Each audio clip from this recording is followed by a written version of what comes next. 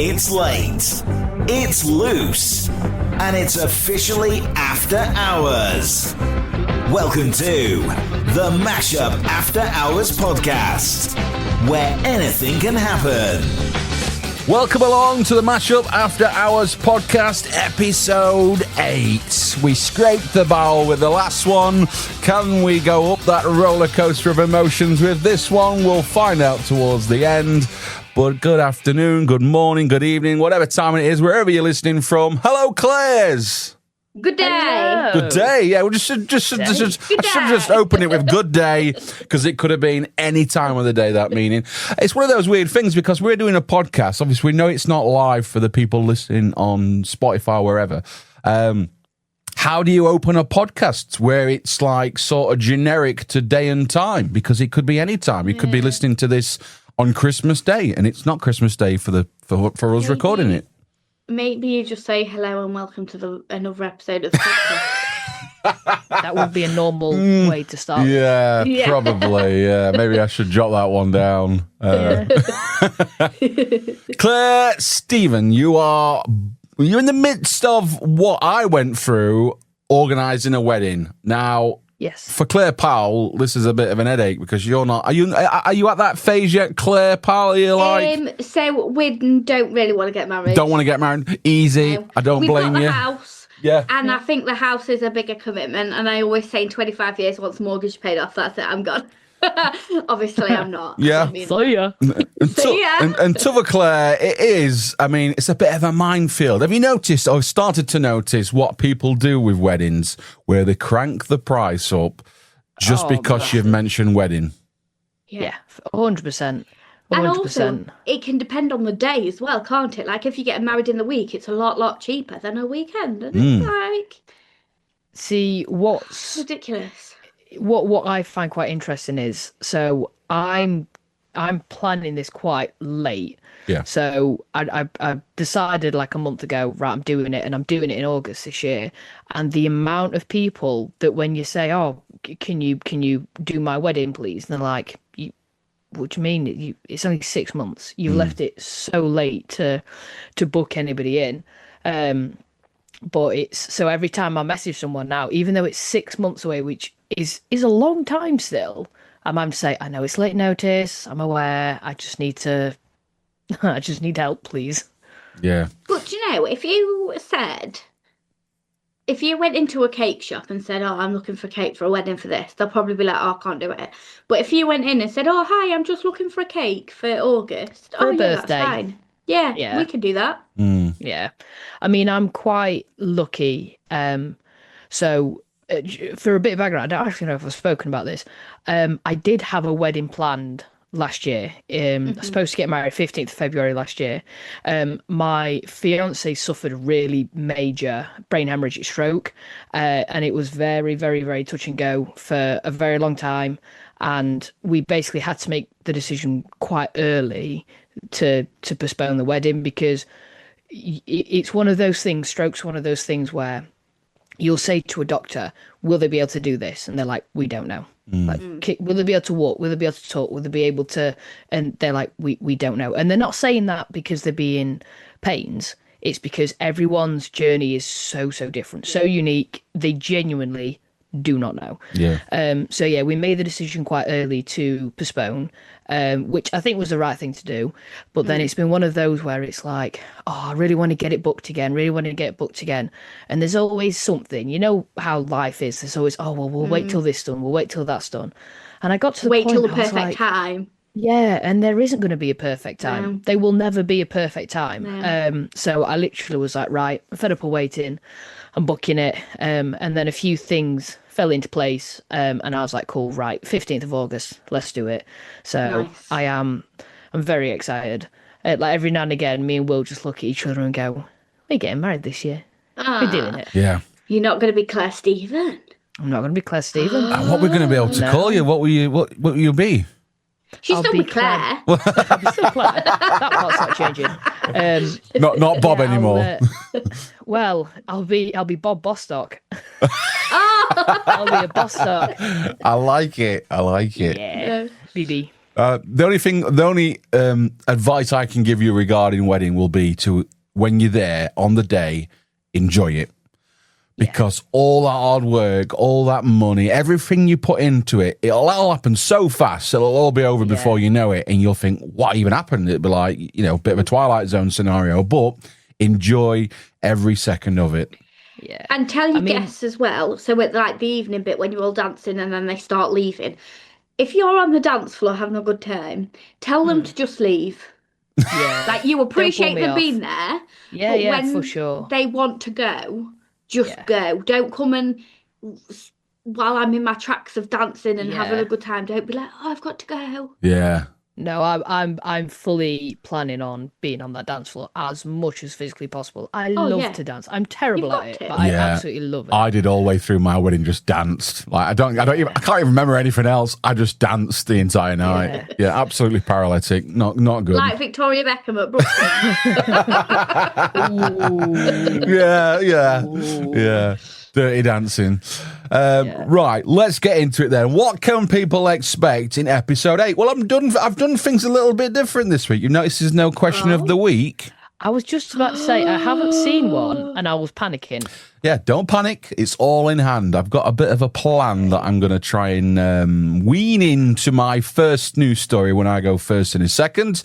But that will come, the question of the week. And we've got another confession this week. I like this one this week, this confession. It's not too harsh. It's not disgusting like last time. It's just, I don't know. It's nice in a sense. Annoying, but nice. So we'll come round to that. It's me versus Clare Powell for this week's head-to-head. The Quizmaster. I think you've been Quizmaster most times, Miss Stevens, so far. Well, I've been Quizmaster once. So. And today might be twice, Pally. You've got this. It might be. I mean, I did set the bar really high with that Who's Farted game in the last episode. Yeah, it isn't going to be as good as last episode. I'll set your expectations now. Well, all that and all the usual bits and bobs between now and the end of the podcast. So sit tight, grab a brew, and get tucked in. And I'll go first with news story number uno. Right. Like I said, the question of the week will come from this particular news story.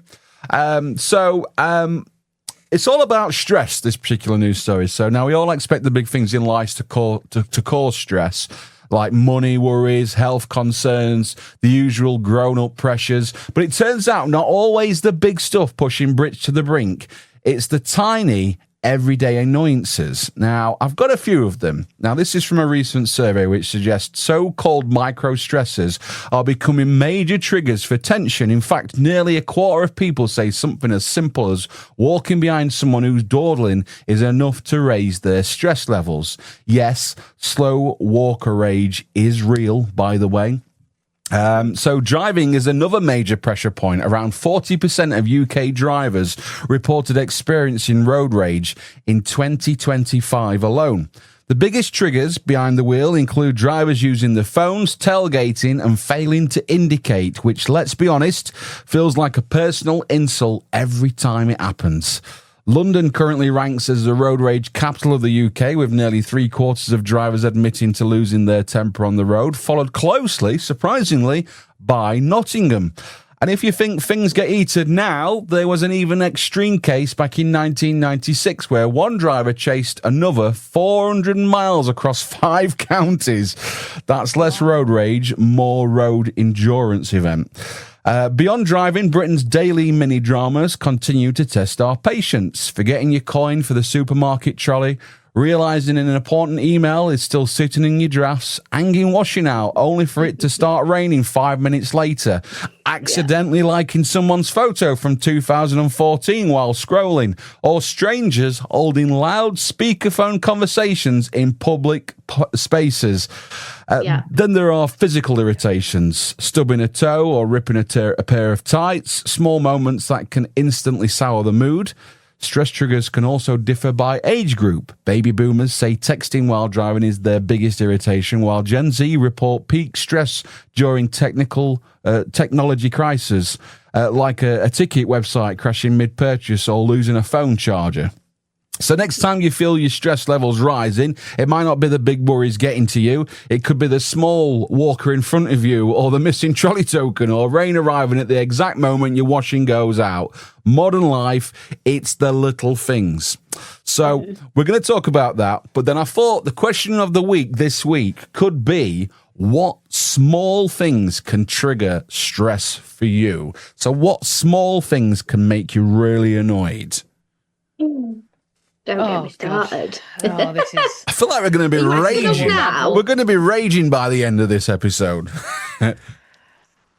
I think this episode has already got a name of like rage bait or something like that. It's naming itself already. I like it. Road rage. So come on then. Some of those things on there are a bit silly, but they are quite annoying. So forgetting your coin for the supermarket trolley. One thing a lot of people don't carry cash now. So not having a coin or having one of those things on your trolley tokens, on your keys, on your key rings, you don't always carry them.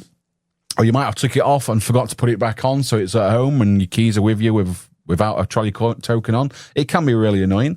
Emails is a big thing for me. I get a lot of junk, but then occasionally you'll get one and you think, I'll just flag that, or I'll make it so I'll come back to it, and then you always forget to come back to it. Hanging your washing out and it raining is a typical British thing, I think. It's just a lot easier to have a dryer at home because you're guaranteed to get it dried. People being on the phones in public places. Accidentally liking someone's photo in 2014 while scrolling. I think that's more stalking than it is a rage bait scenario. But yeah, quite a few things in there that I probably would say would annoy the hell out of me. It's when someone's in a shop, like a supermarket or something, and they're on the phone and they're walking so slowly, but there's other people walking so you can't get past them. And you're just like, can you just move out the way? Or they're stood in the middle of the aisle and you're like having a conversation with somebody else. Yeah, I hate that. Move to the side, like let me pass. That really does annoy me. And also, so we did the supermarket shop. We always go together to do the supermarket shop, and I went to put the trolley back, and we have a trolley token. So I had obviously in the trolley, went to put the trolley back, and someone had randomly just left a trolley in the middle.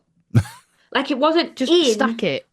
It wasn't stacked, and I was like, that's just causing a nightmare for everybody else. So I was like, I'll be a good citizen and I'll stack it. Yeah.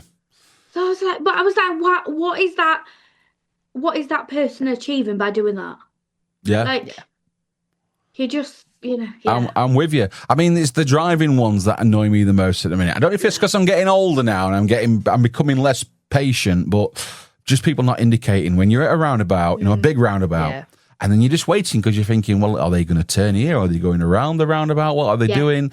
And nobody knows. And it's kind of like, do I go? Don't I go? And it's like that hesitancy, give way to the right. But when you think, oh, they're going straight on, or they're going right, and then they go left, and you're like, I've literally just stopped my car. Yeah. I could have gone. If you'd have indicated, I would have gone. I wouldn't have had to, I'd have looked. Yeah. And it would have been safer that I'd have gone. Yeah. I just sit there thinking, I do not know how to mind read, knobhead. Indicate. I've not discovered that skill yet. I literally, so just before we recorded, I popped out to the shop to get something, and someone didn't indicate, and I literally pulled out, and I'm like, you knob, as I'm driving around the corner, and that literally happened like an hour ago. But I'm so with you then. If you stop to let a car go when they don't thank you, I'm always like, you're welcome. Yes. I'm like that with doors. You hold the door open for someone, and it's like nothing back. I'm like, you're welcome then. Yeah. Yeah. Also, what really annoys me is when a car pulls out just in front of you, making you have to slow down a bit, and then they pull off at the next junction, go down, and you're like, you've not been able to get the speed up, and you're like, you've slowed me down, and now you're just going, and it's like, but I think they think, oh well, I'm not going far. I don't know that. I don't know that when you're pulling out in front of me. Like that, sat in the car, trying to think what they're thinking. Yeah. All right, I'm Professor X, and I can fucking mind read. Exactly. Yeah. I mean, that's Johnny's just very triggered. That's just a small thing, though, isn't it? It is really like the most simplest of things that can really, really push your buttons. Yeah. Any other scenarios outside of driving that really make your blood boil? Like you said, the speakerphone on a train or something. Yeah. But then I suppose you're hearing both sides of the conversation rather than just the person on the train speaking Advantages on the and phone like this. disadvantages. Yeah. So, yeah, exactly. But I do think it's hilarious when you are on the train and someone's on the phone and they're like obviously they lose someone and they're like, no, I went through a tunnel. I didn't put the phone down on you. Honestly, I went through a tunnel. I lost signal. Yeah. One of the things I'm surprised is not on the list is call centres. A lot of like automated voices and things now, rather than actually getting to speak to a human being, you have to go through robots, and then they're like, sorry, I didn't get that. Can you repeat it again? And you're like, oh, this is the 5th time. And then they say, don't worry, hold on, we're going to transfer you to a colleague now. They cut you off. Yeah, then they That cut is you the off. worst part. Yes, they do. Wow, so annoying. So there you go then. Question of the week. What small things really push your buttons? What really makes your blood boil? Let's see what people on TikTok can come up with. I remember one time as well, my doctor rung me and it was like 5:10 or something. And I'd missed the call. They left me a message and I thought, do you know what? I'll ring them back. There won't be a queue. 27th in queue. And I was like, it's 5:10 in the afternoon. I was like, how can I be 27th in queue? So I just put the phone down. I was like, if they need me, they'll ring me again. Another thing as well, I'm just going to just thought about it now, and it's just automatically making my blood boil. Receptionists at the doctors. What's the problem? Yeah. Hold on, love. I don't need to tell you. All you need to do is book me an appointment. Yeah. Yeah, well, I need to know. I mean, I know why they ask. They ask so that you get the right doctor. But what they should do is there should be like some categories, like A, B, C, D, E. Like you rank which one you need to, if it's like... Well, I just go in now with the most gruesomest things. So when they ask what's wrong, I like go over detailed, too much information sort of scenario. Well, I've been struggling to go to the toilet. I've got piles and one of them's hanging out, and they're like, "Ooh, I'm just about to eat my cherries." Like, You left this in last week's episode. Leave it there. Leave it. Stop. right. So let's see. Like I said, what people say by the end of the recording. What really pushes your buttons? What gets your blood boiling? Let's see what people can come up with. Stay tuned. More from the Mashup After Hours podcast coming up. So mine is, I don't know if you've heard this, but Britney Spears has sold the rights to her entire music catalogue for around 146 million. I have heard about Doesn't this. seem that much. It doesn't That's seem a what lot. I thought. Yeah, that's a all bargain. the big hits that she's had. Oh, I love Britney Spears' songs. Yeah, and also it's probably all our kind of era, like Baby One More Time. Yeah. Oops, I Did It Again and all that. So, yeah, couple of- that just made me feel quite nostalgic. There's a couple of questions for me regarding this, because I did hear about this. In fact, I mentioned it on Sunday's show. And it got me. Well, first thing I was thinking, well, is she really that desperate now? She needs the money to sell basically all the catalogue to whatever. She's basically done the opposite of what Taylor Swift did, whereas Taylor Swift brought all the rights back for her songs. So she has full control. And Britney Spears has basically just gone, no, somebody else can have it because I need the money. So has she done it because she needs the money? What is the reason behind it? Does anyone know this? Well, I think, because a year ago, I think she said, I'm not releasing any more music, I'm coming out of the music industry. So I think people then obviously didn't believe her. So I think this is her kind of saying, well, actually, I am. And obviously, she was in that dictatorship for ages, wasn't she? Yeah, she was. So the I wonder if censorship. it's... So I wonder if it's a whole, like, this is me, I'm now a free person. I'm going to live my life how I want to live it. It might even be that legal battle itself took so much of her finances. Yeah, She's had to, because she has multiple children. She has 2 or 3. Well, I'll say little ones. They'll probably be about 20 years old now. So I wouldn't be shocked if she does need the money. but I am shocked it's gone that cheaply. Because she did like stints in Vegas and all sorts where she was selling out shows for months and months on end. And don't get me Britney, wrong, baby. oh God, I love her music. She is the I example, really do. though, of what child fame can do to somebody. Like from being so famous, so young, to now having all them roller coasters of up and downs and being in the press for a lot of negativity and stuff. And especially now that it then came out later that her dad was a dictatorship and stuff. Yeah, So obviously it was all, and having parents like that who were like pushing you into it. Yeah. And it's kind of like this whole Prince Harry thing, and then maybe Brooklyn Beckham. That they weren't they didn't choose to be part of that life. Yeah. And they were just born into that, and then they have to live up to this whole lifestyle, and they just want to be a normal person. Do you think others will follow suit? Do you think any other artists will start and consider it?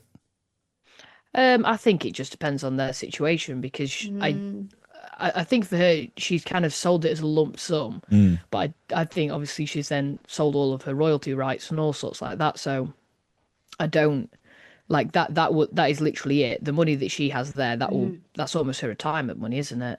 I do really feel for Britney. Like I watched quite a lot of the documentaries that came out after 2007, where she had that mental, like very, very public mental break, and they were saying it, and it was actually someone from the paparazzi who was a part of this documentary, and was like, I was definitely a part of the reason that she had that mental break, because I was a part of this group of paparazzi who did not leave her alone. We'd sit outside a house, and if a car left, we would go. And she got to the point where she had to send like decoy cars out just to be able to leave the house without being followed. And even then, she'd still be followed. And she couldn't do anything whatsoever without having a picture taken. So when she shaved her head, it's because that was the only thing she had control over. Because she had control over nothing else. She couldn't control how she went out, when she went out, who she went out with, nothing at all. And that was she. And when she was doing it, because the hairdresser was like, "Oh, I don't think you should do this. Like, let me talk you out of it." And she just said, "No, this is the only thing that I have control over. Everything else is control. I'm shaving my head." And she just shaved it, and that's why she did it. And if you put it in that context, you think, "Oh my God!" Like the pressure that she should have been under, like. And imagine living a life like that as well. And she was young still. Yeah. And I do feel sorry for all these people like Demi Lovato and, Selena Gomez and all those people. And you just think you've got to be so careful. And it doesn't happen to everybody, but obviously it does happen to some people. Yeah. It would be interesting to know the percentage of child stars, especially those who come from like Disney and things like that, because let's be honest, they're almost a factory with it. It would be interesting to know the amount of child stars who have fallen into drug abuse, because Britney Spears abused drugs, Demi Lovato abused drugs, Macaulay Culkin, I know he wasn't Disney, but child star abused heavily, like, and surely that's gonna start like raising some red flags somewhere. I think any child, so where someone probably under 16, so anything like, I know it's not round anymore, but like X Factor or anything like that. And I know on the show they had like chaperones and adults, but I think that should continue through the whole, like, while they're like an up aftercare until package. Like up until the age of 18, just someone that they can go to talk to, like someone who, if they're not sure of something, they can ask them, someone who can just kind of keep them grounded and just. Because also, I mean, One Direction, yes, they weren't exactly child stars, but look what happened to Liam. Yeah. I think one of those things as well, not so much actors and stuff, it does affect actors and stuff, but more musicians. When you're performing to millions of people on a stage, and you go from that, doing that almost nearly every night or every other night or whatever, and then your tour ends or whatever, and then you go back to just being sat in a living room. It's like a drug, isn't it? It's like an addiction. Like you get that addiction from performing. That adrenaline. The adrenaline, and then it's like the come down when it's not happening, and you're thinking, wow, it's such a massive thing. Like for me and you, we'd probably be able to. We wouldn't want to do the touring thing and perform to that many people. And if we did, we probably wouldn't want to do it every night. But well, you never know. We might take this podcast on tour one day. We might sell out. We might sell out Wembley. Watch this space. Watch it space. We can all dream, can't we? No, I like it. It's fascinating because, like I said, I think it'll now. Like if Britney's willing to do it, how many other artists now will start and be already considering it, thinking, you know, I was the height of my fame in the 80s or 90s or noughties, whatever, and I'm kind of not the same artist now, but I'm sat in a bit of a gold mine because I could sell my catalogue of music to royalties. Also, it does make you think that what's Britney going to do now? Because if a year ago she said, "Oh, I'm not going to bring out music or anything," and then she's done this to sort of cement it. I wonder what she's going to do now. Because I wouldn't be shocked if she lives the quietest life known to man. Just gets a nice, quiet suburban house and just sits there. It's really difficult, isn't it? Because after having all that, people know who you are. They know your name. You can't get a job in Tesco. You can't. You can't have all that fame. And they'll be but like, if she uses that money wisely, she can retire on that. Oh yeah. I would have said, because like a house will be already paid outright and things like that. So well, you would think so. You would think so. Yeah, she could downsize as well, because they all have massive mansions that they don't actually. One person or two people live in. Yeah, I really wouldn't be shocked if she ends up in a quiet, like small standard family home in a standard family neighborhood. And she just exists. She exists with nothing else, and she'll be happy there. And I genuinely think that she will be happy there. To live a normal life. Yes. Give herself a new name. Yeah.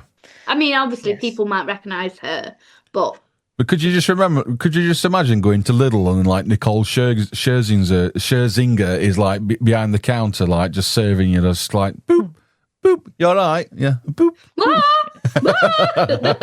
Instead of the beep. A musical shop, that's what we need. A musical shop. Get them all there. We'll hire them. All of the rejects. Let's go to Dragon's Den and pitch that one. You are listening to the Mashup After Hours Podcast. Right. I mean, you've got two choices. Ooh. You can either have one that's going to make you put your head in your hands and going, what on earth are the young people thinking? Or one that might make you giggle. What do you want to start with? I mean, they both might make us giggle, but go on, let's have the giggle one. Go for the second one.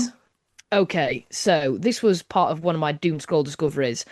Did you know that there have been multiple dogs that have been honorary mayors of many different cities in the United States?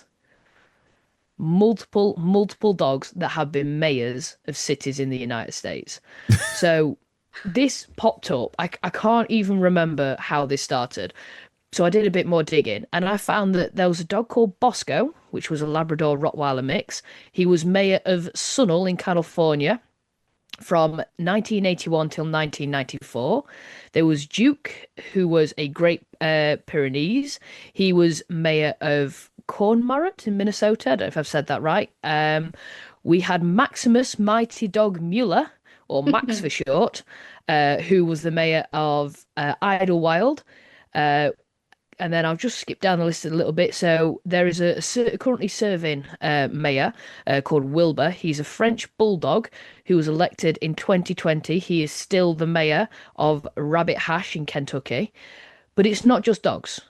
There has also been multiple goats that have been made mayors of various different cities. So there's a goat called Clay Henry that was a mayor. And where's the other one? There was also a chinchilla, which I think is a very weird pet to be a mayor, who was mayor of San Francisco only for one day in 2014. So I have my one question. Is, go on. How? Yeah, how? They walked into the office, they sat, they rolled over, they put a paw up, they begged, and then they got it. Although this does get me on to, Larry the cat at Downing Street. Yes. He's been there longer than any of them. He's he the needs to be longest Prime serving. Minister. Yeah. He does. Oh, I love that cat so much. And he would I love the probably fact do a that the better cat- job than Keir, to be fair. Yeah. Probably. He'd cat do a sits better on job the than any of doorstep. them. And there's so many people who should be really, really serious and like keeping guard and everything. You can just see them looking down at the cat like, and then like knock on the door like, excuse me, hello, Harry would like to come in now. Yeah. What a cat. But yeah, it kind of raised the question, what animal would you put as mayor of, it could be of Sherwood, somewhere local, or even of London? What kind of animal would you make mayor? I don't know. Honestly, it baffles my brain, some of the things that happens around the world. I mean, some of it we praise quite a lot of on this podcast. But this particular one, I can't say it's something that I'd praise, to be honest. No. And It's so weird. It is, yeah, it's so can't bizarre. make decisions. Do you know what I mean? Like, It's an honorary capacity. oh, mate. Probably a meerkat then, if it's honorary. What an animal that would be. Just Yeah. to watch over everything. An hamster. That would be so disappointing. It's like, ladies and gentlemen, please welcome the mayor. And it's just, Yeah, little scurry in. where is he? Like, can't see him. Just there on a spinning wheel yes. at 3:00 in the morning. It does baffle me, though, some of the things that they do in the States, you know. I mean, how did Donald Trump become president? I still don't know to this day how. I know twice. How did he manage that? It just baffles me. It really does. Oh, does me as Yeah. well. Yeah, we do whinge and moan about our country a lot, but there are some things that I'm quite fortunate for. That is just one of them. Yeah. I was out in LA last October, and we were chatting to just some people around, because when we arrived, as we were driving from the airport to our hotel, there was lots of, it was the anti-King protest that was going on. So it was a protest against Trump, but I think it was the anti-Kings one. And we were chatting to, I think it was the manager of the hotel, and he was like, "Oh, I'm really sorry that you've come at a time where things are a little uneasy and unrest while you're hearing lots of protests." And we were like, yeah, we've got quite similar in the UK, to be honest, like for different reasons, but there is a bit of a political split at the moment, and it's not always the most pleasant to sort of sit in. I mean, for me personally, like, I am very neutral politically. I've not like, I vote Labour every time. I literally, when it comes to the general elections, I look at the manifestos, I go, right, which one do I think is going to be best for me, my family? That's what I vote for. But yeah, he couldn't believe that people were having similar things to what the States were having, because you know, they're so insular with how they look at things. For them, it's everything's a mess here, everywhere else is fine, and it's like, yeah, not quite, my friend. Yeah, I'm just nagging like, I'm just in my little silly mind, just imagining like a press conference, and here comes the mayor of wherever, and it's just a dog going, like a German Shepherd. Like they're kind of like, what? Sort of like, and everyone's squeezing dog. A dog that's drooling as well. They might fit in really well. Yeah. You just don't know. Yeah. No? I mean, how many times have we seen pictures of MPs asleep in the House of Commons? Like, they might fit in. Yeah. Yeah. People would be definitely. happier to see them. Yeah. Yeah. Definitely. If they walk through the street, they'd probably get less abuse. Probably get And more people done, might to be fair. actually- Yeah, and people might actually like care, and then be like, oh, actually, this is important. I need to start thinking about it and whatever. We're saying that because we don't have it, but the people in those states across America are probably thinking, what the hell is going off? That's probably their answer to the question of the week, John. Yeah, maybe they'll write in. I mean, you say that, but that rabbit hash that's currently got Wilbur as their mayor, they also had Goofy Bourneman Callum Jr., Lucy Lou, which was a border collie, Brynith Portro, which was a pit bull, and then it's Wilbur. So this isn't a one-off thing. No. This is a continuous. Yeah. When one mayor goes, It must be the next working. one's brought in. It must be working. Well, they're obviously doing There you something, aren't go. they? Yeah. Doing something right. Anyway, back to normality. Have you two been watching the Winter Olympics? I love no, the but we know I love you the have. Olympics. I have. I love it. There is one particular, so I have watched glimpses, and there's one, I think some of the sports are very, very strange for the Winter Olympics. It's like they just looked in the shed and gone, what can we turn into a sport? The skiing and the shooting. Well, that's, yeah. Is it called the Biolympics or something? Biathlon. Biathlon, that's I it. think There it is, you go, yeah. No, the one that baffles me, is it curling, where they sweep the ice? Where they have the stones. It's the most bizarre sport I think I've ever seen. Like, I'm going to mop the ice for a living. I'll tell you the one that baffles me. The luge. Which one's that? Lie on a tea yeah. tray and go down this. And not only that, the double luge. Tray. Where you've got someone laid on top of you.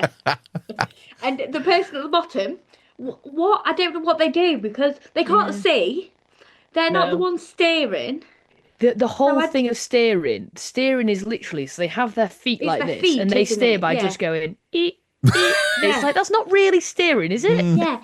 Yeah. So obviously the person on top, because they're on top, they've got their head, so they can see where they're going and what they're doing. But I don't understand the two-person bit. No. So I very nearly, as one of my news stories this week, talked about different Olympic sports that are no longer Olympic sports. Because one of them, and I have actually seen this been done, is something called skiing ballet. And it is when someone's on skis and they've got extra long poles and they plant the poles in the ground and they do like flips and stuff. So they're completely stood. They're not going on ramps or anything. They're stood still and they just launch themselves into flips and then they spin around at the edge of a ski. And then they stick the ends of the ski in and turn around on the ends. What? And they used to call it ski ballet. And it is you can't take your eyes off it. You look at it and you're like, this is mesmerizing of how like beautiful it is, and yet it's the most randomest thing ever. It's like someone's done it by accident and they've gone, this will be a sport. But it's also like the speed skating. Like, because obviously they have to have different. They don't have like what the ice skates have got. They like the ice dancers. Yeah. They've got different skates. The skates are lower, and then they're all like right on Touching the the side, floor. and then they're touching the floor, and you're like, oh, someone's gonna run over your hand or something, and you're like, oh. I feel like this might be a conversation for a later podcast, this Winter Olympics malarkey. Just the Winter Olympic special. Yeah, the big I'd sports happily do special. You'll probably know a lot more about sports than me, but yeah, I will come out with all sorts of random facts. I like and it. bits and bobs, and I love it. I absolutely love it. Quick question. I know, obviously, we've got a question of the week, but quick question. So, if you had to compete in an Olympics, summer or winter, but you had a whole year with like a coach and a full team training you, but you had to be in the Olympics, but you could choose your sport, what would you be in? Good question. As in, what do I want to be in, or what do I think that I would be able to do and not make myself look like a complete and utter tool? Yeah. Well, you've got a whole year of training, and it's just you and the team. So it's just you who's got that team. They're helping no one else, just you, and you can be the best you want to be, or you can be. So it doesn't matter. Very good question. I mean, my first thing, so I actually do weightlifting. I love Olympic weightlifting. It's something that I do already. I would be I would still be absolutely bottom of the barrel, but that is as close to an Olympic sport that I currently do. I used to do volleyball, but I got told in no uncertain terms that I was too short, and I was the shortest person on the team by quite some way. But I'm just trying to think, like, if I could pick a sport to be really good at, what sport would I do? And I think I would probably do, for the Winter Olympics, the snowboarding big air, where they go really, and they flip. Oh, that's so cool. Yeah. I would do that. Swimming, I think, for me, I'd love to be a really like strong swimmer. You'd have to shave though, John. I mean, I'd be all right with the shaving. It'd take me a while, but it'd take By the time you got to your ankles, you'd have to be back at the start again. Oh my God, it's grew back. I'd probably, if I was in the Summer Olympics, I'd probably do synchronized swimming. Yeah. Like their feet like this. Yeah. I mean, I'm not a very good swimmer, but with that training, and stuff, I think I'd be quite good. And But that's what your feet do when you sat on the sofa, isn't it? They just dangle off like My that. feet are doing now. And if I was at the Winter Olympics, I think it would be ice skating, because when I was a kid, I wanted to be a professional ice skater, Oh, cool. but I hated ice skating. But that was what I wanted to do. Yeah. So one for the tallest. Let's all go ice skating together. Oh, no. I put skates on once, got on the ice for 2 seconds, went, no, not for me. Yeah. The thing that I love, like I love watching it, and the thing that I would really love is to have one person teaching me with no one else on the ice. Yeah. So it was just me. It's the whole having everybody else on the ice too, having all the public, and if I fall and all these people whizzing round. And Yeah. like... What about if I got you a little penguin to hold on to so you can skate around with your penguin? How about that? I'd be all right with that. I'll just sit at the side and watch. Yeah. We're no Torval and Dean, but we'll give it a go. Mark on TikTok says archery. That's something he would love to be able to be the master of. Yeah, I'd love to be able to do that. Step inside. It's safe here. Mostly. Anonymous confessions, cringy moments, and stories you can't unhear.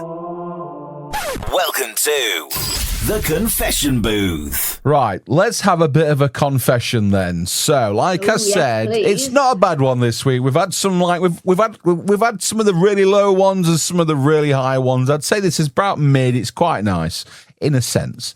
So it says, Dear Mashup After Hours podcast, I love my girlfriend. I really do. She's funny, smart, kind, and completely out of my league. But there is one thing she does that I have never told another human being, and it's slowly destroying me. She cannot leave the house on time. When she says, I'll be ready in 5 minutes, I know that actually means shower, outfit crisis, redoing makeup, trying on 3 jackets, losing her phone, finding her phone in her hand, and then deciding she suddenly needs a snack. Last weekend, we were late to a wedding because she decided, as the taxi arrived, that her hair wasn't sitting right. We missed the ceremony. Her hair looked exactly the same. I've tried the gentle hints. I've tried telling her the wrong time. I once told her dinner was at 6 and it was actually at 7, and we still arrived late. But here's the twist. If she is meeting her friends, ready early, shoes on, waiting by the door like a soldier prepared for deployment. Meanwhile, I'm stood there holding car keys, watching my entire evening drift away. I love her. I want to grow old with her. But if our wedding day ever comes, I'm telling her it starts 3 hours earlier than it actually does. Please tell me I'm not alone. I mean, I kind of see this a lot with women. Is it a woman thing? I mean, I'm talking to two. I don't want to offend and point. You know what? Not for me. No. If I am on, early birds. If I'm on time. In my eyes, if I'm on time, I'm late. You're late. Yeah. Really? So Yeah. how early are we calling? Like how? So at my old job, I used to get there half an hour before I started because I want to have time to settle up. I don't want to be in a rush. There was one time I was there 20 minutes before, so 10 minutes after the half hour that I'd usually be there, but not late. Yeah. And they all started worrying that I wasn't well or I'd forgot or something, because they were like, oh, she's not here yet. And then I drove into the car park. But I don't like rushing. Mm-hmm. So I want to be prepared, and I want to be, I don't want to get somewhere having rushed and having felt like, because then I can guarantee I'm going to be stuck in traffic and I'm going to, whereas if I've got time, I've allowed myself plenty of time. And yes, I'm getting there early, but I'll sit in my car and wait a bit. Yeah. Yeah. 100% with you. The early bird catches the worm. I get flustered. Yeah. See, Will's the opposite. So I'll say to Will, right, we need to be in the car and leaving at 10 past. And at 7 minutes past, he's like, think I'm going to go to the toilet. And I'm like, no, you are not. Get in that car right now. I am not doing this.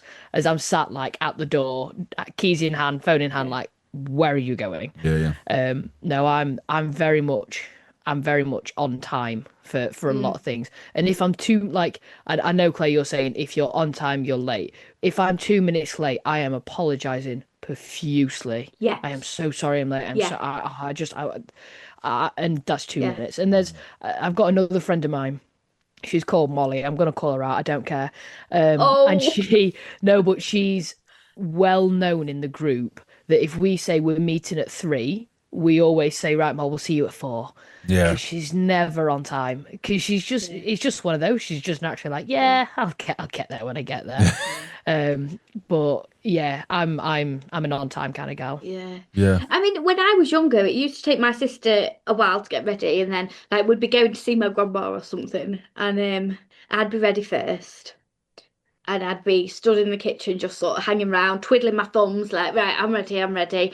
Then my dad comes downstairs, he's ready. Then my mum comes downstairs, she's ready. Then my sister comes down and she's like, oh no, I just need to... And I'm like, right, I'm going to sit in the car, come out when you're ready. Yeah. And then I'd be like, oh, I need a wee. And then I'd go in and have a wee because I've waited so long. You've been waiting so long. Yeah, exactly. So Now I need a snack. Yeah. Yeah. So I think to the anonymous listener, you're not alone. There are a lot of people that are like this. Not just females. Males can be like it too. Have we got any advice? Maybe things you could try with girlfriend? I was going to say the whole time thing, like tell her an earlier time, but he said he's already done that, hasn't he? Yeah. Yeah. So one of the things that I've seen, and it's technically linked to ADHD. Mm-hmm. So if you say to someone that's got ADHD and they have time blindness, you've got 5 minutes. In their head, they're like, oh, that's tons of time. I can go and have a shower. I can go and have a massage. Like so many things can be done in 5 minutes in their head. But if you say you have 300 seconds and then it suddenly changes them, it's the exact same time. 300 seconds and 5 minutes are the exact same. You've got 300 seconds and then we are leaving this house, and it changes people's concept. Because even then, if I say 300 seconds, you guys are thinking, oh, that's not long. 5 minutes. Yeah. It's 5 minutes are the exact same thing. So it might be, to the anonymous listener, Worth trying that. use seconds instead of minutes, because it can sound a lot more imminent than saying you've got 5 minutes, because 5 minutes can sound like a long time. I'd still probably say, though, like if we were going out at 11:30, I'd still say, oh, we need to be ready for 11. Yeah. Oh, Because then you'd hope that at some point they'll click on. But it was really annoying because, so my boyfriend now, he's like me. He's like, we often leave the house 10 minutes before we plan to because we're both ready and we're like, let's just go. But my ex, I was like, I'm going to start getting ready because we're going out in half an hour. All right, yeah, okay, no problem. Right, we're going in 10 minutes. Yeah, okay. 2 minutes later, oh, I just need to shave. I just need to shower. I'm like, no, we need to go. Like, what are you doing? And then you're always late and you're flustered as well, and you've rushed and you're like, I'm so sorry, we're late. And yeah, I hate it. Mark says I'd just leave them if they were late. Just like go without them. Like I'll see you when you're ready. Yeah, so I'll be there. Yeah. Meet me there. Yeah, I like that. Now, like I said, it's a nice confession compared to previous weeks. I like it. Yeah, something different. If you're missing like a whole wedding ceremony because she's late, I feel like that's quite... Like if you've been invited to that wedding... Is it? Yeah. Is it like a decision to go, right, that's enough, I think it's time to leave? Do you think it'll come to that point where you'll just think, this is not for me, this is not the relationship I want? Is it a breaking point? No, because he said he wants to grow older though and stuff. And I think every single person has that. You have that little thing that annoys you about your partner. Yeah. But if they weren't there, you'd miss it. Yeah. When they're not there, when they're away for an evening, that's the thing you miss. Yes, definitely. It's time for a battle of brains, pride, and pure chaos. This is the head-to-head. My pen doesn't work. Oh, God. It's a good start. I've got a spare one. It says. Again, this is the thing. I'm very prepared with everything as well. Like, there you go. Yes. So, of course, you can play along at home. You can write your answers down as well and play along with us. To be honest, there's not really much point doing this because John's going to be Quizmaster next week, isn't he? You don't know. There's always a chance. There's always a chance. Come on, then. Hit us with what we got this week. Don't so the theme this week, a bit random. I've done a Cockney rhyming slang quiz. Okay. Oh, okay. Yeah. So I have got 5 different Cockney rhyming slang phrases. I've put them into sentences. to give you a bit of context. And all you got to do is tell me what each of these mean. Okay? So, number 1. Nice and easy, I think, anyway. Apples and pears. So the sentence is, I'm heading up the apples and pears. Nice and easy to start. Right, number 2. Loaf of bread. Sentence, don't be stupid, use your loaf of bread. Just going to say quickly, somebody called Theo is saying, can we get a shout out to Miss Stephen? I think it might be all your students from... Oh, my students found me. I think there might be.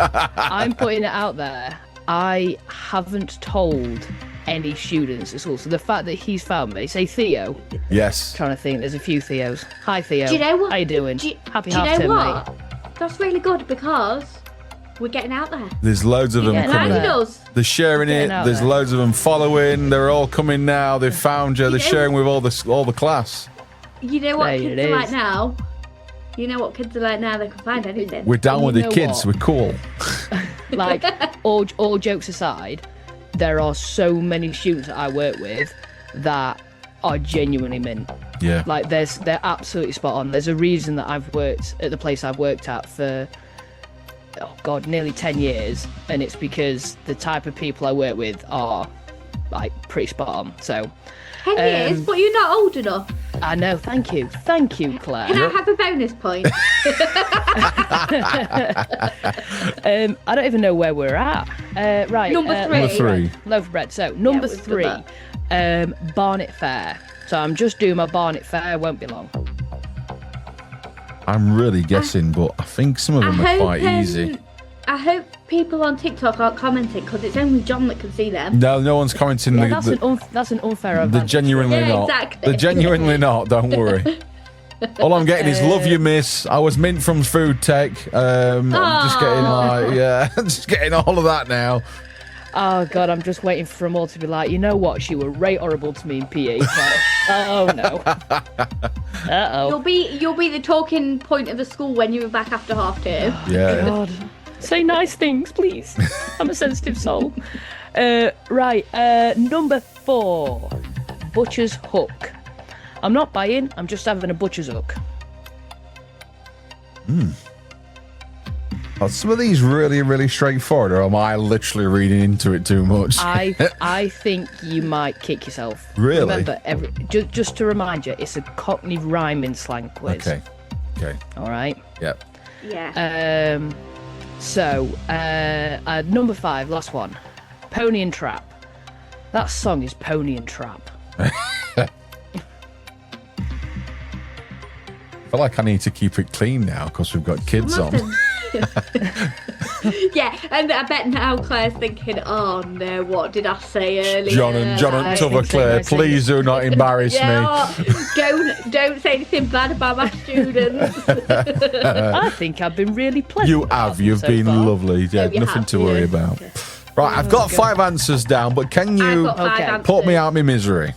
Right, okay, let's do this. So the first one was apples and pears. I'm heading up the apples and pears. I put stairs.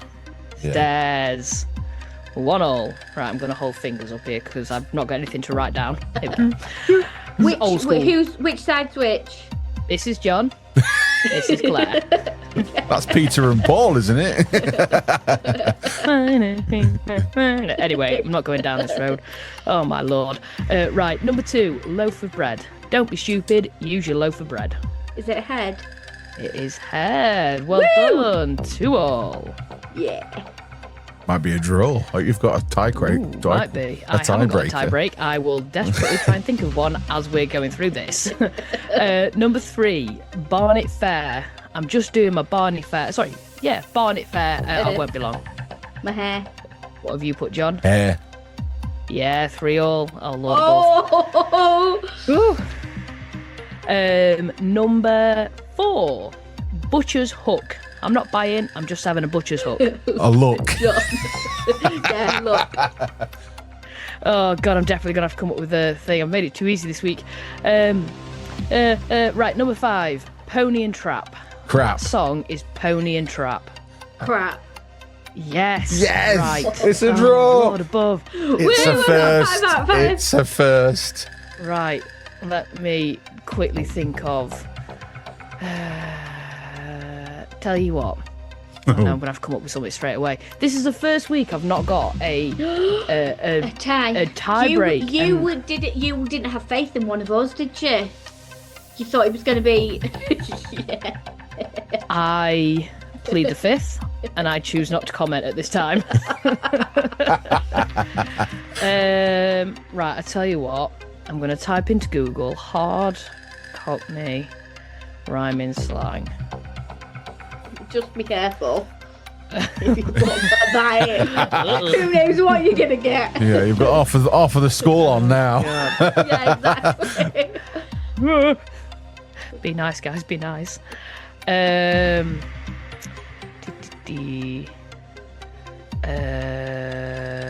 I can't even, these aren't even hard. These This are is all the easy. pressure she's under. This is This is a. very- I'm It's literally a sweating. first. Very entertaining. Yeah. It's a first, isn't it? Right, I tell you what I'm going to do, I've got one more in my head, and it's because somebody at work uses this one, right? Come on. Right, okay. I'm going to say one. Whoever says it first is going to be the winner. Okay. Quick fire. Right. All right? I'm not going to put it into a sentence straight away. Uh-huh. I'm just going to say it. Whoever gets it, gets it. Ready? Mm-hmm. Bin lids. Eyelids. Nope. Oh. Bin lids. Bin lids. In lids. I'll put it in a sentence. I'm going to go pick up the bin lids. Kids. Yes, Joe. Yeah. Oh, I can stop sweating now. Oh. Yeah. Theo's got it. Well done. Yeah, it is Go on, kids. Theo. Yeah, I wouldn't. I wouldn't have thought about that until you put it in the sentence. It would never Yes. have been anywhere near as close as that. Yeah. I should have thought, of course, if someone says it a lot at work, of course it's going to be, isn't it? 'Cause Yeah. she's in school, I mean, so. he is talking about his own children, so he'll often leave the office and right, I'm picking up bin lids. And to be fair, That is what for they're the going to be first few referred times- as from now on. Yeah. Like when he first started saying it, I always thought, what's he on about? And Yeah. I was like, oh, kids. Bin lids. Yeah. There you go.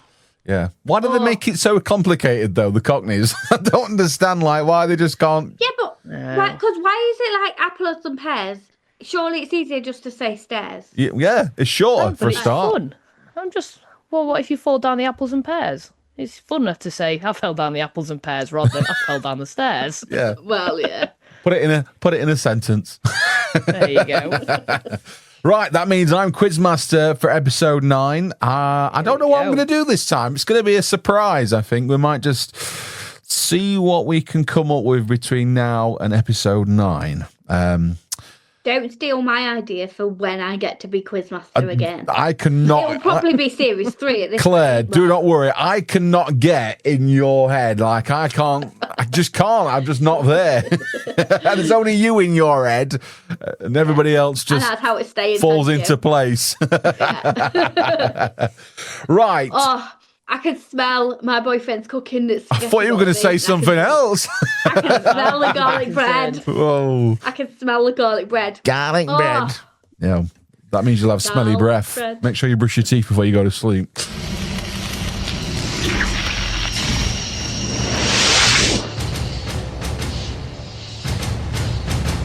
I've been sent from the future to save the world.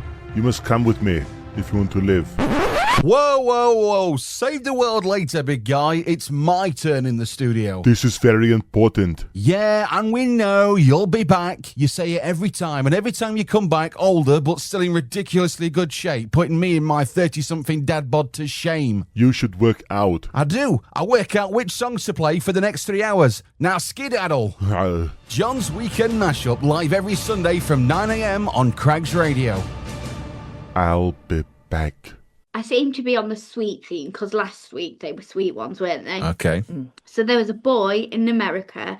He was 5 and he was being adopted, and he invited his entire class to watch him get adopted in the court. Oh, I've seen And I was this like, before. oh my God, that is the cutest thing.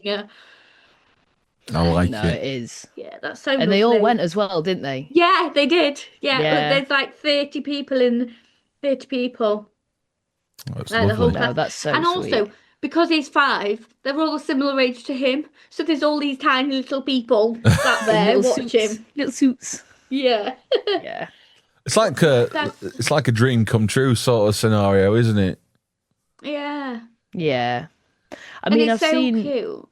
Yeah, I've seen quite a few of the videos where there's even children that ask their parents, like they get to a certain age that they've been with them for a while as like a foster child, and then they ask that person like, "Will you adopt me?" And everyone's in tears, and Yeah. it's so sweet. It's so sweet. And I love it when like there's like a stepdad or someone, and then they give the child something for Christmas, and it says, "Can I adopt you?" And I'm like, "Oh my God, I'm gonna cry. Pass me the tissues."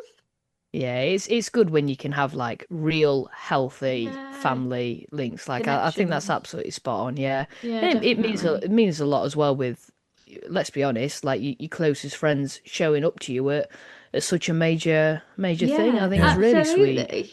Yeah. Yeah, absolutely. There's lots of love for you on TikTok, Miss Stevens. I've got to say. So Pippa says hello, Miss. We've got Sir Charles. Hey, Miss. Miss, what we're doing in PE next? I'm on holiday. Leave me alone. Have a week off. Chill out. Chill out. In Have a all week. honesty, I'm terrible for this. So the amount of times that a student will come up to me and they'll be like, "Miss, what we're doing in PE?" I'm like, "I don't even know when I've had you." And they're like, "You've got me in 5 minutes." And I'm like, "Oh, okay. In that case, I know what I'm doing next." But if they're like, "Oh, you got me period 4," I'm like, "Not a clue. Not a clue. Just let me get there first. I've got a lot of thinking to do." Yeah, I've got a lot of thinking to do before we get there. I just throw them out and start doing maths. Oh no. Start doing equations and things on the board. And one thing that I think that I loved in PE at school, and then I hated it because then a lot of the guys wanted to do it, so then it became a different sport. And it's not in the Olympics, and I think I'd be quite good at it if it was rounders. Oh, I used to love love rounders. rounders. Yeah. Favourite thing to teach. Yeah, why do you not do it beyond school? Do you still do the bleep test? They do it as part of GCSE. Really? So it's one of that's the good. fitness tests that they do as part of the GCSE. Okay. It's So it's brutal, not that everybody. is. Yeah, it's brutal. No, I it's not an remember. everyone thing. No. To be fair, like, I mean, I can't speak for all schools, but we try and do as much of a range as possible, and we tend to switch our sports around a bit. But we've actually added like things like climbing into the curriculum this year, so students will get to do climbing as part of their lessons and wow. stuff. So we're trying to, because like our mantra as a department is healthy, happy, active. So it's not to do with high performance. It's not to do with you must conform to these sports. It's we're going to do like a snippet of as much as we can, and then hopefully something within that massive concoction of stuff, you'll find something you enjoy. But yeah, no, bleep test is only done for GCSE because that is a part of their course, is a fitness test part of the course. I It's still have brutal. nightmares from that. I'm shocking at it. So Honestly. bad. Yeah, it's bad. I used to run, and then I'd not get far, and then they'd all get here, and they'd come back, and then I'd just turn around and go. So I got halfway. And Just then they follow were the like, crowd. Yeah, and then they'll lay you out. I was like, okay, good. I'd always try and be first. We're trying to get to 18,500 likes on TikTok, guys. If you want to keep tapping away, that'd be really, really good. How many have we got? We've got just shy of 7,000, so we're not a million miles nice. away. Yeah, not a million miles I wonder away. how many of those I teach.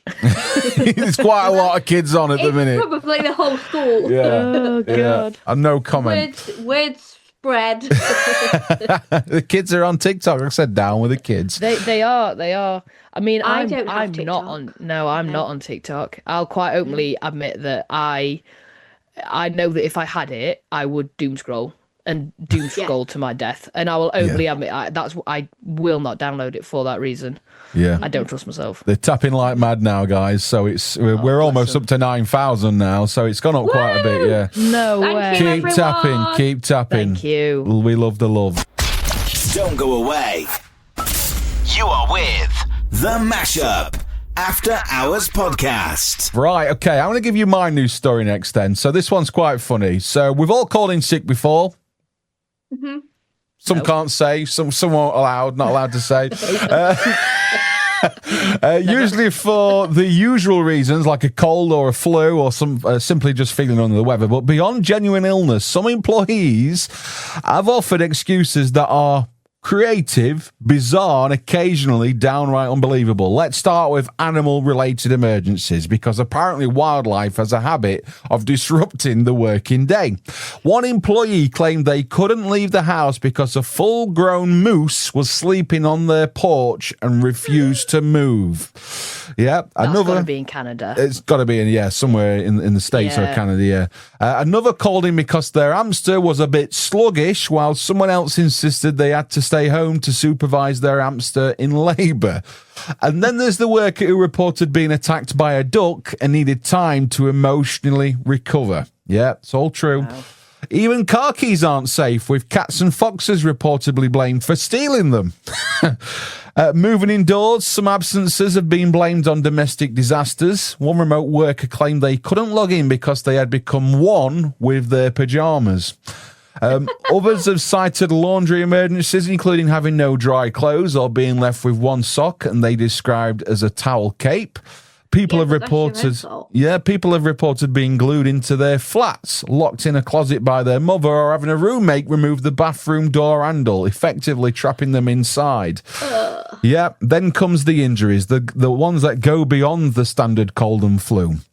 One employee burned their hand on a Pop-Tart. Another claims they were poisoned by their grandmother using expired ham.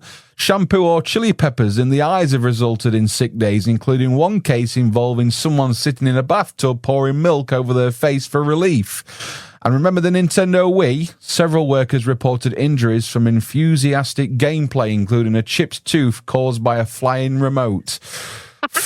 Finally, some excuses reach beyond the physical world altogether. One worker took the day off because their psychic warned them it was a bad idea to work and predicted a car accident. Yep. Another claimed emotional exhaustion after dreaming they had completed a full 8-hour shift and needed real time to recover. And perhaps the simplest explanation of all, the universe was telling me to take a day off. So the next time you're phoning sick, remember, while most of us stick to coughs and colds, somewhere out there someone is negotiating with a porch moose or recovering from duck-related trauma. Suddenly a sore throat seems perfectly reasonable, I think, to call in.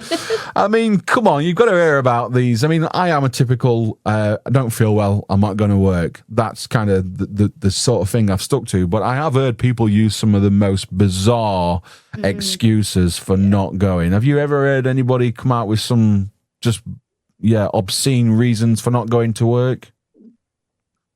I mean, in teaching, if I'm honest, like we tend to push through. Yeah. Because if we don't, then it's almost more work. Yeah. To not go in than what it is to go in. Yeah. And then you end up having to catch up and all that stuff.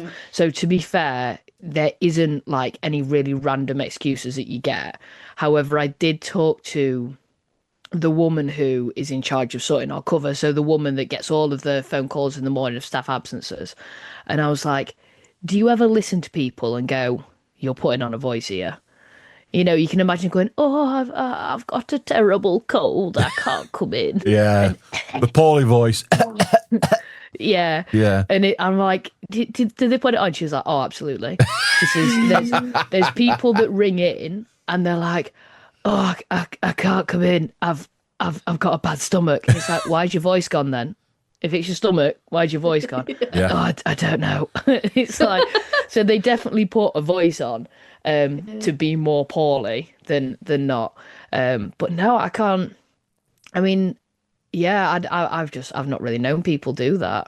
Yeah. So I saw something the other day, and it was one of those things that's like a tweet and then it goes viral because I don't have Twitter. And it said, instead of calling in sick, we should be able to call in healthy. I'm not coming in today. I feel really good and I don't want to waste it at work. I don't want to be at work for that. Yeah. And I'm like, I'm having a brilliant day and I don't want to spoil it by coming to work. Yeah, exactly. Yeah. Did you see the, well, I think it was his dad that posted it. So a young lad had gone to an away, like Newcastle away match down in London. And he was on TV, you know, when they do all the little things around the ground. So he's on TV, like giving it big and like tapping his shirt. So then the school have emailed Dad saying, we're no longer authorising the absence, as we saw that he was on TV and he wasn't in fact poorly. And like as an educator, I understand why they've done that, because at the end of the day, you know, all these absence laws that come in, we are held by like government to be able to uphold them. As a person who loves football and who's a bit, I'm like, I actually love that. I love the fact that you've been caught out and Dad's just gone, oh yeah, okay, fair enough. We were in London. We were at Chelsea. On Instagram the other day, there was this man, he did this video and he said, absolutely love it. I've just dropped my kid off at nursery. We were a little bit late and there's this book where you have to write why they're late. And he said some of the things are hilarious that people write. And it's things, and he says, I can see the passive aggression in it, because it'll be like, he refused to put on his sock, or he hid my car keys. And he was just like, it's hilarious, because some of them are so petty, but some of them are so like, he didn't want to get in the car. Like, and I can imagine at nursery, there is a lot of that. There is a lot of like, the child needed to put their shoes on themselves, but kept putting them on the wrong feet, kind of thing. Like that 100% would be going on. Yeah, because they're independent at 3 years old. And the people, yes. Yeah. I just want to say a massive thank you to everyone for helping us achieve likes. We've hit 19,000 likes now, which is amazing. Thank you so much. Yay. Keep those gifts coming as well. Send us many gifts and whatever else you want to send. Send us all the presents. Send us all the gifts. Absolutely. Yeah, we'll post our addresses so you can send us lovely gifts in the post. I will be posting my address. That is a firm no. No, apart from your address. Yeah. We'll get things sent to Clare's school, and then we'll see what we've got. Yeah, definitely. They say that, but when they rock up in the P, actually no, if they rock up at the P office with gifts, I'm not going to say no to that. Chocolate, ladies and gentlemen, dairy milk, Galaxy. My favourite colour is big purple. ones. This is The Mashup After Hours Podcast. I mean, we're talking a lot about TikTok. Mine is something which is apparently a new TikTok trend. Okay. Now, I first read this and put my head in my hands like, this is actually ridiculous. But the more I sort of read it, the more I'm like, actually, I kind of really like it. Go on. So the new trend is called silent walking. And it's a growing wellness movement, particularly popular among Gen Z and TikTok. It encourages individuals to take daily walks without any audio, any music, any podcasts, any phone distractions whatsoever. Unlike what they call hot girl walks, that focus on aesthetics and in some cases multitasking, silent walks prioritize mindfulness, mental clarity, and reconnecting with your surroundings. Now, I first read that and was like, how is going out for a walk a trend? Like, how is that a new trend?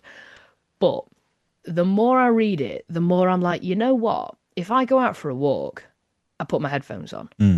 I put my headphones on, I have music on. Zone and for out. me, to be fair, that is how I get like mindfulness. I put these big headphones on. I can't hear the world. I listen to whatever I listen to. But I kind of understand how a lot of people in general don't know how to not walk with their phone in front of them. Yeah. So this being a trend, I genuinely think might help people like just disconnect. The only time I ever wear my headphones is on this podcast.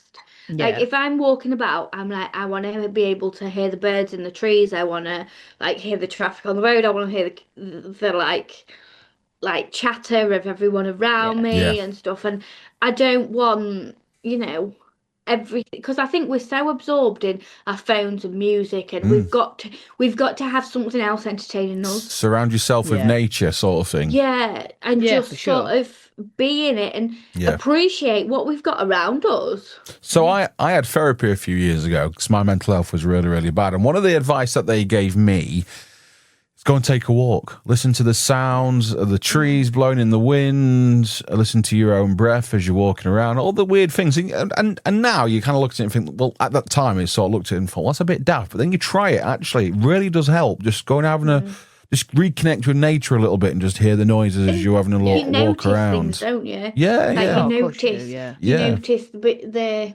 bees in the trees. But I also, The birds sat in the trees. on the flip side, I do understand the listening to music scenario because, you know, if you can sort of zone out from the world, lay on your bed with your headphones on, or if you've got an Alexa or whatever you've got in your house and you can have the music on and you can just switch off from the world, it helps you to reconnect as well.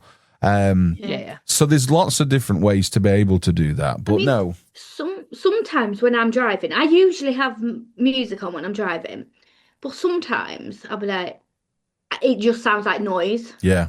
And I'm not and I'm like, no, I need it off. And I turn it off. In the background. And then I'm just, Here's a random question. It's not even that it's in the background. It's just like, I can't be dealing with that. It just feels like noise. So I turn it off and then it's just. So here's a random question. You've got music on in the car, got the radio going or anything, and you're pulling up to wherever you're going, but you're not 100% sure. I turn it down. You turn it down so you can see better. Yeah. I can't see with this music on. I'm going to turn this music down, and then I can see the house numbers. Or I turn it off. Yeah. Can't hear myself think. Absolutely. Glad it's not just me. Yeah.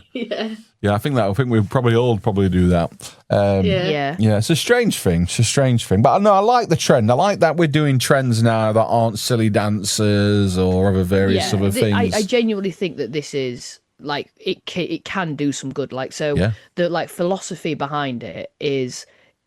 They call it an act of rebellion against being constantly connected. Yeah. So it's having that digital detox, rebelling against having to be connected to your phone, to have that mindfulness and presence in where you are. Because I mean, putting aside the standard physical things of going out for a walk is good for your physical health, the mental health, the stress reduction, the clarity, improves in that creativity, probably will improve in things like sleep and like decision making and all stuff like that. There's so many like benefits to it. You'll probably also have a lot of not necessarily conversations with people, but you'll say hi to more people. Yeah. And you'll notice people, and you'll have you might have a conversation with someone, and there might be people that you see every single day on the same walk doing the exact same thing, and then one day you haven't got your headphones on and you're like, hi. Yeah. And the conversation starts. Yeah. No, so I first saw it and thought, oh, this is a trend, it's ridiculous, and then read more and more and thought, you know what, actually I really like this. I do. I really like this. It's good. We should do more of that because, like I said, especially now, like the world's really noisy around us and there's lots of negativity and various other things as well, but it's nice now that there's a trend encouraging more of this I don't know, it's like well-being sort of scenario trend, if you like. We should be doing more and celebrating those things as well. Every week, we throw out a question, and you lot never disappoint. This is the question of the week. Right, let's get back to the question of the week then. The question of the week is, what everyday occurrences make your blood boil? This is what people are saying. So Sarah in Cresswell says, people who stop dead in the middle of a supermarket aisle for a chat like the rest of us don't exist. We kind of mentioned that earlier on. It does make my blood boil, I'll be honest. Yeah. Or when someone's walking along and then they just stop. They're not on the phone or anything, and they just stop, and you're like, it's literally like domino effect. I'm going to go into you, and then... Yeah. Gaza says drivers who don't indicate at roundabouts, and I love this because it's exactly the same thing I would have said. I'm not psychic, mate. Linda says when someone reaches the checkout and only then starts looking for their purse. Is that annoying you? Does it annoy you? Because you put your things on, annoy me, and everything's waiting on the conveyor. Everyone wants to rush now, don't they? And then they're like, oh, that'll be £70, please. Oh, hang on, let me just find my purse. Yeah, this one's a good one. No one's mentioned this one yet. So Donna says, autocorrect, changing a perfectly normal message in absolute nonsense. Yeah, and then you have to keep going back in to change it, and it changes it again. Yeah, it doesn't like the way that you've spelt something, even though it's the right way, especially like and then names. It usually spells it American as well. So if you put colour, it takes the U out, doesn't it? Takes the U out, Colour. This one is really, really good. So putting on the kettle, getting distracted, and coming back to cold water. I do that regularly. That's such a third world problem, isn't it? Do you ever give yourself a task when you've put something in the microwave, or you've put the kettle on, do you ever then be like, right, I need to do this or I need a wee, and you quickly run and you try and get back while it's still on? yeah. Trying to time it To be all. fair, like I put the kettle on, and when I'm waiting, I'm like, right, this is a perfect time to empty the dishwasher or stack the dishwasher. Yeah. And I rush and try and get it all done before the kettle pops, and then I'm like, I succeeded. I've won. Yeah. This one's good by Michelle. People on speakerphone in public like we're all part of the conversation. Yeah. Yes, we've agreed with that one. Tom says, go on, Claire. When people have their music, they have headphones on, but the So music is everybody so loud. has to hear You're like, it, yeah. what is the point in you having It'd be all headphones right on? if it were good music, but 9 out of 10 times isn't. Yeah, no. Yeah. Yeah. This one's good by Tom. So he's said, peeling the yogurt lid and it flicks straight at you. Do you know what you do with that? You've got the little tab, right? This is your yogurt. Your tab, instead of it being here, you turn it away. So then it you flicks go like at your that. mate. So it flicks Flicks at the other person, yeah. Oh, you dirty sod. Yeah, I like There are it. children on this podcast. I didn't swear. That's not a swear word.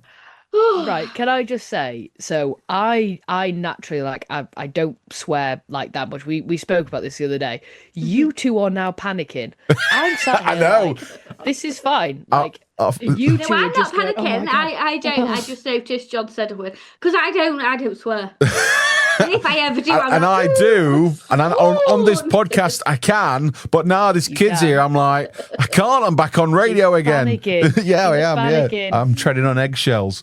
Andrea says opening a new bin bag and it splits immediately. Oh, that'd rage me. It would. Yes. Yes. Steve says going to dunk a biscuit and it snaps off into the brew. Day ruined. It's not an issue for this one, Claire, pal, is it? no, You don't drink it's not tea. an issue for me at all. Rachel says logging into something and forgetting the password, then the reset link doesn't arrive. Oh, that's And then annoying. you have to, and you have to go on, and it says we'll send you a code, and you don't get it, and then you have to change password, and then it says your password can't be the same as your old one. No, Like, I was about to say, that's the most, you can't be the same as your you're old like, one. Well, I but typed my old one but in, you said that wasn't right. Yeah, exactly. You're like, Mark's come full circle with the road rage scenario. He said, and this is the last one, when the traffic lights change to green and the car in front doesn't move. Yeah. That's normally me, though, because I'm Right. daydreaming like... So Look at I the have bird. I have a small car, right? It's quite nippy, but I have a small car. And because I have a small car, I think people think, oh, little old lady can't drive. So if I'm at a traffic light and there's a big, like, 4x4 bird beside me, I won't break any speed limits, but what I'll do, I'll be ready to go. So as soon as it goes green, I'm like, pfft, and I'm gone. And they're way behind me. And I'm like, you're not bullying me on these roads. like that. But just because head out the window. you're a big car. Yeah, exactly. I'm like, sucker! In a speed car. But it's just, it happens so much though. It's ridiculous when you've got a little car. Yeah. Everyone thinks, Yeah. oh no, I don't want to. And you're just like, it's a nippy car. Yeah. I'll prove to you. You can get out of situations, you're all right. Yeah, exactly. Talk your way out. Well, yeah, that's true. Episode 8, done and dusted, in the can. We've done it again. Episode 9, so close now to that big in And person. then the live one. So Aye, close. baby. She's going to be really exciting because we're doing it very different because, as you can see now, I'm at home, Claire's at home, t'other Claire's at home. We'll be doing it in person, actual in person. We'll be able to physically touch each other and smell each other like a shiny new car. Don't smell me. Won't be smelling you after you've had that garlic bread. Claire will have a cage.